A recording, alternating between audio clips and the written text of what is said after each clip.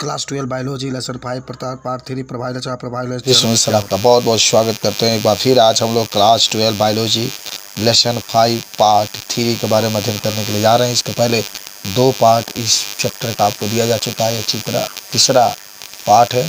तो आइए शुरू करते हैं बच्चों। सबसे पहले हम लोग पढ़ने वाले हैं कुछ बातें आज इस चैप्टर में।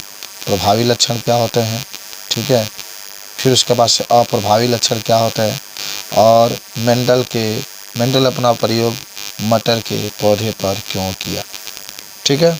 मेंडल ने अपना प्रयोग मटर के पौधे पर क्यों किया, कुछ बातें आपके होंगे जिसके बारे में हम लोग आज अध्ययन करने के लिए जा रहे हैं। तो चलो शुरुआत करते हैं आज प्रभावी लक्षण से। बच्चों देखो, प्रश्न आपसे ऐसे पूछा जा सकता है कि प्रभाविता या अप्रभाविता में विभेद कीजिए, या जो प्रभावी लक्षण है और अप्रभावी लक्षण है इसमें विभेद कीजिए।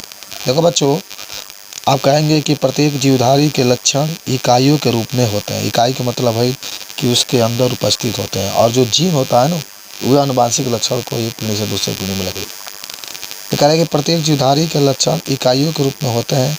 ये लक्षण किसी विशेष जीन के युग्म से निर्देशित होते हैं। इस युग्म का एक जीन माता से और दूसरा पिता से प्राप्त होता है। एक जोड़ी परस्पर विरोधी जीन में से एक जीन दूसरे जीन के प्रदर्शन को रोक देता है। ऐसे जीन जो दूसरे के प्रदर्शन को रोककर स्वयं प्रदर्शित करता है उसे प्रभावी कहते हैं, जबकि दूसरा जीन जो प्रदर्शित नहीं करता है उसको अप्रभावी कारक कहते हैं। तो देखो बच्चों, हम लोगों ने क्या देखा कि जितने भी जीवधारी होते हैं उसके अंदर आनुवांशिक लक्षण पाया जाता है, और ये जो आनुवांशिक लक्षण होता है वह जीन के रूप में होता है, और जो होता है जीन के रूप में होता है। और जो लक्षण किसी जीव के गुणों को प्रदर्शित करता है, हमारे जीव के गुण क्या है उसको प्रदर्शित करता है, उसको प्रभावी लक्षण। और जो प्रदर्शित माने F1 पीढ़ी में जो प्रदर्शित नहीं करता उसको हम लोग क्या कहते हैं, अप्रभावी लक्षण करते हैं। जैसे मान लो कि अधिकतर आप देखते होंगे कैपिटल T आप लिखते होंगे या कैपिटल T लिखते हैं, तो आप क्या कहते हैं, ये लंबा या शुद्ध लंबा है, जो भी कोई शुद्ध लंबा भी कह सकते हैं। ये प्रभावी लक्षण क्या है, प्रभावी लक्षण। अब इसका ये प्रभावी लक्षण, ठीक है ना, प्रभावी लक्षण है। कभी भी आप संकलन कराएंगे तो F1 पीढ़ी में लंबा, और इसी का अगर विपरीत अगर लेते हैं तो स्मॉल टी लिखते हैं, इसको हम लोग बौना पौधा कहते हैं।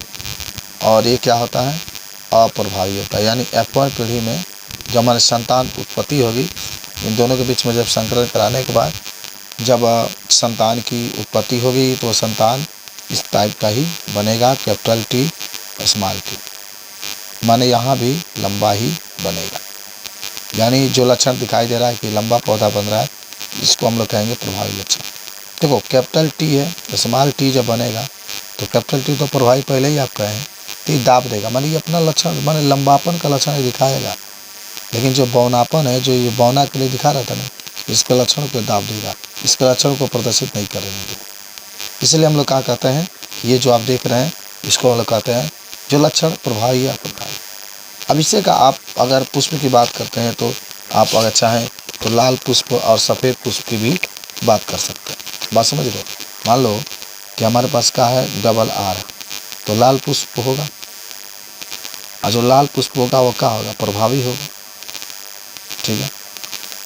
इसी का उल्टा स्मॉल R हो गया, तो ये जो होगा सफ़ेद पुष्प होगा, और ये क्या होगा, अप्रभावी होगा। अब इनके बीच में जब संकलन कराया जाएगा तो देखो यहाँ पर कैपिटल R स्मॉल R बनेगा, और जो कैपिटल R स्मॉल R बन रहा है तो कैसा पुष्प होगा, लाल पुष्प होगा। यानी कैपिटल R आ गया तो ये लाल पुष्प को बता रहा है, लाल पुष्प की विशेषता को बता रहा है। लाल पुष्प प्रभावी हो गया है, सफ़ेद पुष्प यहाँ तो प्रदर्शित हो ही नहीं रहा, तो सफ़ेद पुष्प तो प्रदर्शित नहीं हो रहा है, तो इसलिए सफ़ेद पुष्प जो होगा वह अप्रभावी लक्षण को प्रदर्शित करेगा बच्चों।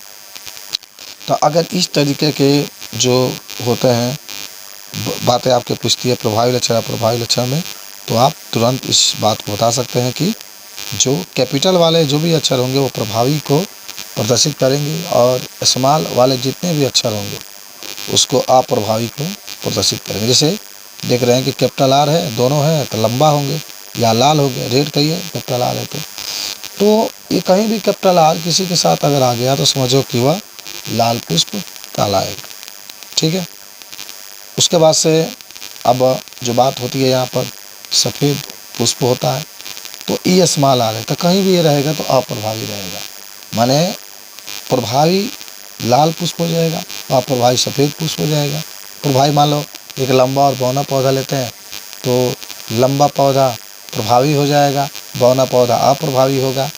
गोल बीज झुर्रीदार बीज लेते हैं तो गोल बीज प्रभावी हो जाएगा, झुर्रीदार बीज अप्रभावी हो जाएगा। इस तरीके से आप इसको बता सकते हैं। ठीक है। अब हम लोग पढ़ने वाले हैं कि मेंडल ने अपना प्रयोग मटर के पौधे पर क्यों किया। ये आपसे पूछा भी जाता है कि मेंडल ने क्या कारण था कि अपना प्रयोग करने के लिए मटर के पौधे पर मटर का पौधा ही प्रयोग किया। तो एक बात आपको अच्छी तरीके से याद है कि जो मेंडल है एक महान वैज्ञानिक है। मेंडल को हम लोग आनुवंशिकता का जनक भी कहते हैं।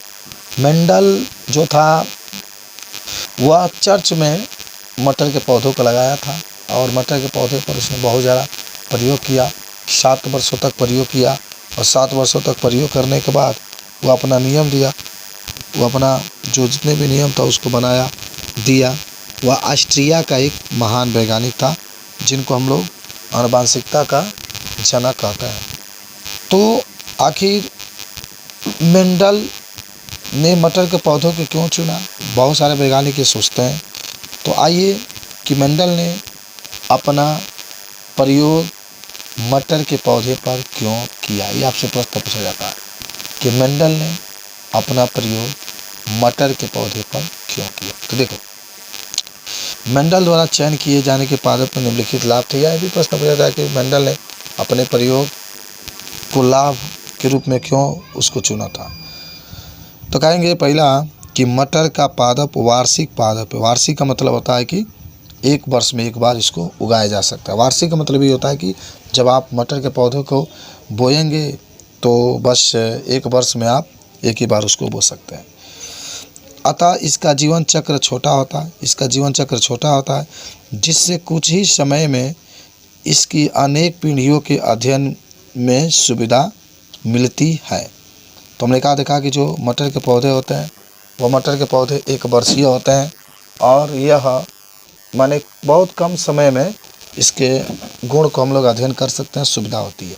तो पहला तो ये आप आराम से बता सकते हैं कि मटर का पौधा वार्षिक होता है, इसका जीवन चक्र छोटा होता है। दूसरा देखेंगे कि मटर के पादप में द्विलिंगी पुष्प पाए जाते हैं।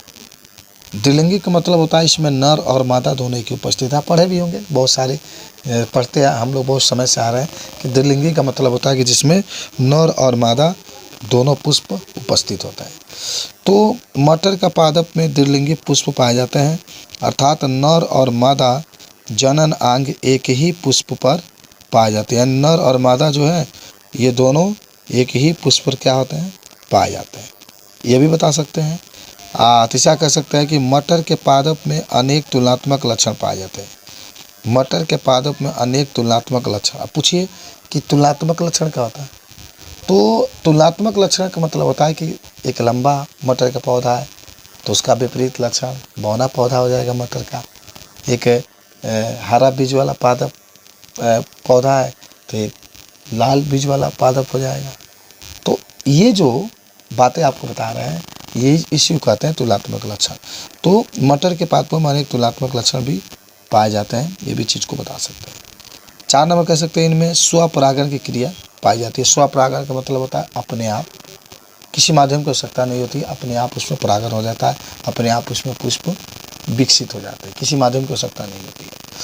तो जो माने मटर के पौधे होते हैं, मटर के पौधे में स्वपरागण की क्रिया उपस्थित होती है। उसके बाद से 5 नंबर कह सकते हैं इसमें कृत्रिम परपरागण द्वारा संकरण कराया जा सकता है। अच्छा, मटर के पौधा में स्वपरागण भी पाया जाता है, मटर के पौधा में कृत्रिम परागण भी पाया जाता है, यानी कृत्रिम विधि से भी इसका हम लोग परागण कर सकते हैं। कृत्रिम विधि से इसका परागण करके हम लोग बता सकते हैं। और भी बता सकते हैं कि 6 नंबर की संकरण द्वारा प्राप्त संतति पूर्ण उर्वरक या जनन क्षमता वाला होती है। माने संकरण द्वारा जो प्राप्त संतति होते हैं वह पूर्ण उर्वरक या जनन क्षमता वाले होते हैं। तो ये सब बातें आपकी थी। इससे के बारे में अगर कोई आपसे पूछता है तो आप इसको खूब अच्छे तरीके से क्या कर सकते हैं, समझा सकते हैं बाबू।